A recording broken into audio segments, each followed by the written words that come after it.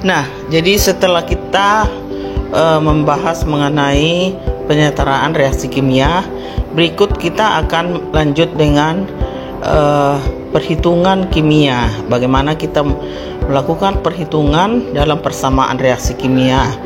Nah, contohnya CH4 tambah 2O2 menghasilkan CO2 tambah 2H2O. Nah, kita lihat dulu ya, udah setara.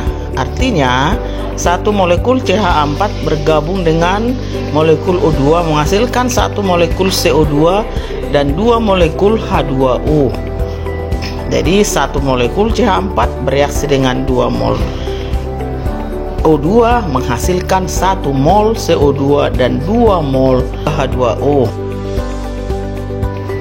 Nah, untuk menjawab bagian A, kita lihat dulu ya. Koefisien KClO 3 sama dengan 2, koefisien KCl sama dengan 2. Jadi koefisiennya sama, maka KCl yang dihasilkan itu adalah koefisien KCl ya, 2 mol KCl per 2 mol KClO3 ya, kali 1,55 mol sama dengan 1,55 mol KCl. Nah, sekarang kita lihat dulu jawaban dari B ya. Berapa gram KCl yang dihasilkan? Nah, untuk menjawab ini ya, kita cari dulu berat molekul dari KCl ya. Lihat di sistem periodik berapa berat atom dari K, 39, Cl 35,5 ya. Dari jawaban A kita sudah hitung bahwa mol dari KCl ya itu adalah 1,55 mol. Maka berat KCl itu adalah 1,55 mol kali berat molekul dari KCl sama dengan 115,475 gram. Nah, untuk bagian C kita akan mencari berapa mol O2 yang dihasilkan. Kita lihat dulu koefisien dari O2 itu 3 ya.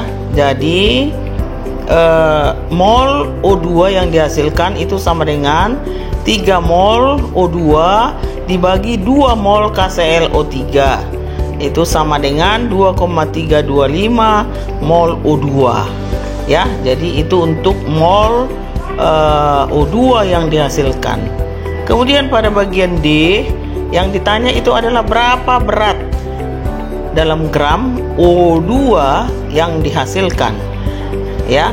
Nah, kita cari dulu mol O2 tadi sudah dihitung dari jawaban pada bagian C. Dan sekarang kita hitung dulu berapa berat molekul dari O2. O2 itu ya O 16 kali 2 32. Maka berat O2 itu adalah 2,325 kali 32 ya, sama dengan 74,4 gram. Ya, ini salah satu contoh bagaimana kita melakukan perhitungan kimia.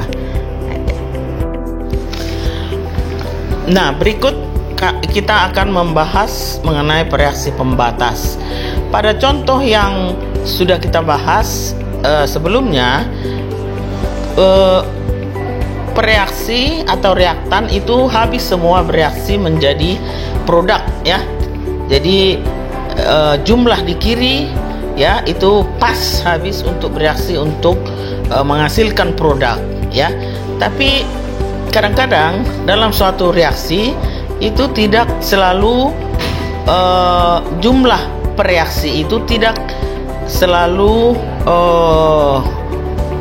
pas jumlahnya, sehingga ya harus ada reaksi yang sisa ya, ataupun ada reaksi yang nanti akan jumlahnya terbatas, sehingga ini yang akan kita bahas pada topik berikut ya. Nah, contohnya 2Al tambah 3I2 itu menghasilkan Al2I6. Nah, kita lihat Al2 di kiri atau reaksi di produk Al2. I2 3 ya, di kanan I2 6. I6 ya. Artinya jumlah I di kiri sama dengan di kanan, yaitu 6 ya. Jika yang direaksikan adalah 2 mol Al ya dengan 3 mol I2, maka keduanya habis bereaksi ya. Tetapi jika misalnya yang direaksikan itu ya, Al yang tersedia itu 3 mol ya, dan I2 yang tersedia itu 3 mol ya, maka salah satu reaktan akan bersisa. Coba kita lihat dulu ya. Untuk 3 mol Al ya, seharusnya yang dibutuhkan I2 itu adalah 3/2 kali 3 mol sama dengan 4,5 mol ya. Nah, ini yang seharusnya I2 yang harus dibutuhkan kalau yang Al yang tersedia itu 3. Tetapi yang tersedia itu adalah 3 mol I2 ya. Nah, artinya I2 yang ada habis bereaksi dan masih kurang untuk bereaksi dengan seluruh Al kalau Al yang tersedia itu 3 mol ya. Nah, seharusnya untuk 3 mol I2 maka dibutuhkan Al ya sama dengan 2/3 ya kali 3 mol sama dengan 2 mol ya. Jadi seharusnya untuk 3 mol I2 maka Al yang dibutuhkan hanya 2 mol ya, sedangkan yang tersedia itu adalah 3 ya, adalah 3 mol ya. Nah, artinya I2 yang ada habis bereaksi dan masih kurang untuk bereaksi dengan keseluruhan Al ya. Nah, Al yang ada masih bersisa 1 mol ya. Jadi yang 3 tersedia tadi tidak semua terpakai ya untuk 3 mol I2. Jadi sehingga tersisa 1 mol ya. Maka senyawa yang habis bereaksi disebut bereaksi pembatas. Jadi dalam hal ini ya, I2 itu ya, inilah yang disebut dengan bereaksi pembatas ya, karena semua habis terpakai ya. Nah, jadi bagaimana kita menghitung ya produk dari kalau ada reaksi seperti ini, maka kita harus menghitungnya berdasarkan jumlah bereaksi yang terbatas atau disebut bereaksi pembatas. Jadi Al2I6 yang terbentuk itu sama dengan 1/3 ya, sesuai dengan perhitungan 1/3 kali 3 mol I2 sama dengan 1 mol ya.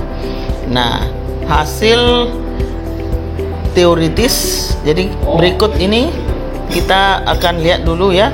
Kadang-kadang hasil teoritis itu dengan hasil yang aktual itu tidak selalu tepat persis sama dengan 100% ya. Maka hasil teoritis atau percent yield itu sama dengan actual yield per theoretical yield kali 100% ya.